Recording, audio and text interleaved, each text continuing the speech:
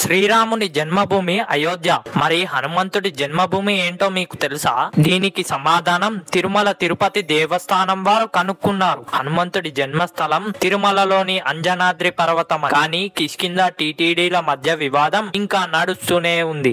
మేము చూపించేది TTD release చేసిన ప్రూఫ్లు మాత్రమే. దీనికి సమాధాన అన్వేషణకై టీటీడీ ఒక గొప్ప పండితుల కమిటీని ఏర్పాటు చేసింది. వారు 4 నెలలు రాత్రి పగలు అనే తేడా లేకుండా 12 పురాణాలను క్షుణ్ణంగా పరిశీలించి ఆంజనేయ స్వామి వారి జన్మస్థలం తిరుమలలోని అంజనాద్రి పర్వతం అని బల్ల గుద్ది మరీ చెప్పారు. టీటీడీ ఏర్పాటు చేసిన కమిటీ వారు ముందుగా వాల్మీకి రామాయణాన్ని, మహాభారతాన్ని మరి ఎన్నో పురాణాలను అధ్యయనం చేశారు. వాల్మీకి రామాయణంలో హనుమంతుడి జన్మస్థానం గురించి వాల్మీకి ఇలా ప్రస్తావించారు. సూర్యదత్త వరస్వర్ణ సుమేరో నామ పర్వతః యత్ర రాజ్యం ప్రసుస్తస్య కేసరీ నామ వైపిత.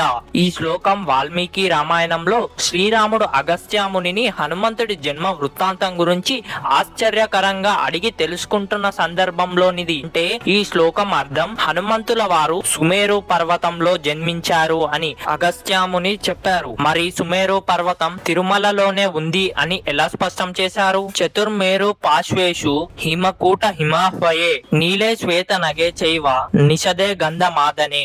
అంటే ఇక్కడ కూడా హనుమంతుల వారి జన్మస్థానం సుమేరు పర్వతం అని చెప్పబడింది. అదే బ్రహ్మాండ పురాణంలో మేరు పర్వతం మహాపుణ్యం వెంకటాచల సన్యకం అంటే మేరు పర్వత పుత్రునికై వెంకటాదుడని సుమేరుడు అని పేర్లు ఉన్నాయి. అలా స్కంద పురాణంలో అంజనాద్రిని మేరు పర్వత పుత్రుడు అని వర్ణించారు. అంటే మేరు పర్వత పుత్రుడిని వెంకటాద్రి అని, సుమేరు పర్వతం అని, అంజనాద్రి అని అన్ని ఒకటే పేర్లతో అర్థం వస్తుంది. తిరుమల 7 కొండలు వెంకటాద్రి, అంజనాద్రి, గరుడాద్రి, సుమేరు పర్వతం, శేషాద్రి అని అలా మరెన్నో 15 పేర్లతో పిలువబడుతూ వచ్చింది. అసలు ఇన్ని పేర్లు ఎలా వచ్చాయి అంటే తిరుమలలోని ఎందరో మహాత్ములు తపస్సులు చేశారు. వారు వివిధ కాలాలలో వివిధ యుగాలలో తపస్సు చేయడం వల్ల తిరుమల కొండలకు ఇన్ని పేర్లు మారుతూ వచ్చాయి. దీనితో రామాయణంలో చెప్పిన సుమేరు పర్వతం, తిరుమలలో ఉన్న అంజనాద్రి పర్వతం రెండు ఒకటే అని మనకు అర్థమవుతుంది. బ్రహ్మాండ పురాణంలో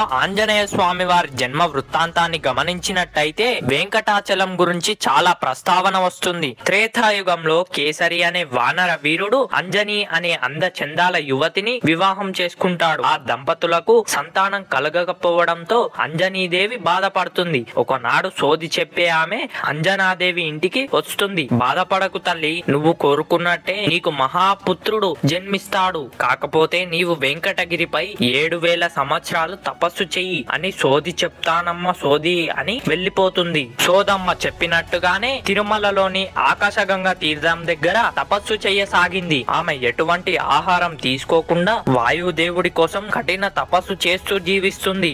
ఆమె తపస్సుకు మెచ్చి వాయుదేవుడు శివ తేజస్సుతో కూడిన ఒక పండును ఆమెకు ఇస్తాడు. ఆ పండును తిన్న తర్వాత గర్భం దాలుస్తుంది. శివ తేజస్సుతో మహాశక్తిశాలి అయిన బలవంతుడు జన్మిస్తాడు. ఆయనే మహావీర హనుమంతుడు, అంజనీదేవి పుత్రుడు. అందుకే ఆయనకు ఆంజనేయ స్వామి అని పేరు వచ్చింది.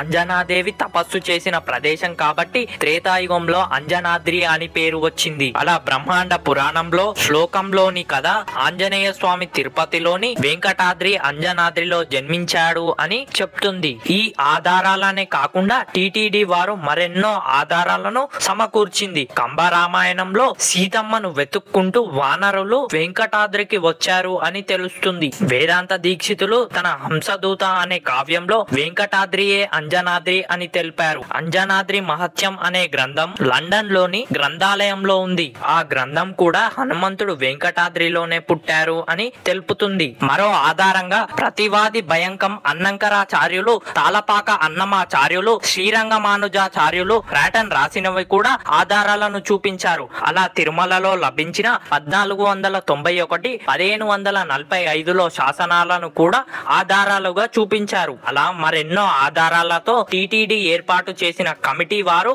ఆంజనేయ స్వామి వారి జన్మస్థానం తిరుమలలోని అంజనాద్రి అని పౌరాణిక, వాంగ్మయ, శాసన, భౌగోళిక ప్రమాణాలతో నిరూపించింది. తిరుపతికి వెళ్లి ఆ వెంకటేశ్వర స్వామి వారిని దర్శించి అలానే జపాలా తీర్థంలో ఉన్న ఆంజనేయ స్వామి వారి ఆశీస్సులు పొందొచ్చు అనే ఆలోచన భక్తుల్లో ఆనందానికి ఆవేదం లేకుండా లేకుండా చేస్తున్నాయి. అయితే కర్ణాటకలోని హంపి క్షేత్రంలో అంజనాద్రి అనే కొండ ఆంజనేయుని జన్మస్థానం అని అక్కడ వారు నమ్ముతారు. అయినా మన ఆంజనేయ స్వామి వారు ఎక్కడ జన్మిస్తే ఏంటి, ఆయన దేశంలోని చాలా చోట్ల రామాయణాన్ని జపిస్తూ సంచరించారు అని మన పురాణాలు చెప్తున్నాయి. ఆయన పుట్టిన చోటే పవిత్రం అవుతుందా? ఆయన పాదం మోపిన చోట పవిత్రం అవ్వదా? మనం ఎక్కడ ఉన్నా ఆయనను తలుస్తే ఆయన కరుణించడా? మీరే ఒకసారి ఆలోచించండి. ఆయన పుట్టి పెరిగిన ప్రతి ఒక్క చోటును సమానంగా గౌరవిద్దాం. అలాగే ఈ వీడియో నచ్చిందని అనుకుంటున్నాను. కాస్త షేర్ చేసి సబ్స్క్రైబ్ చేసుకోండి. అలాగే జై శ్రీరామ్ అని కమెంట్ చేయడం మాత్రం మర్చిపోకండి.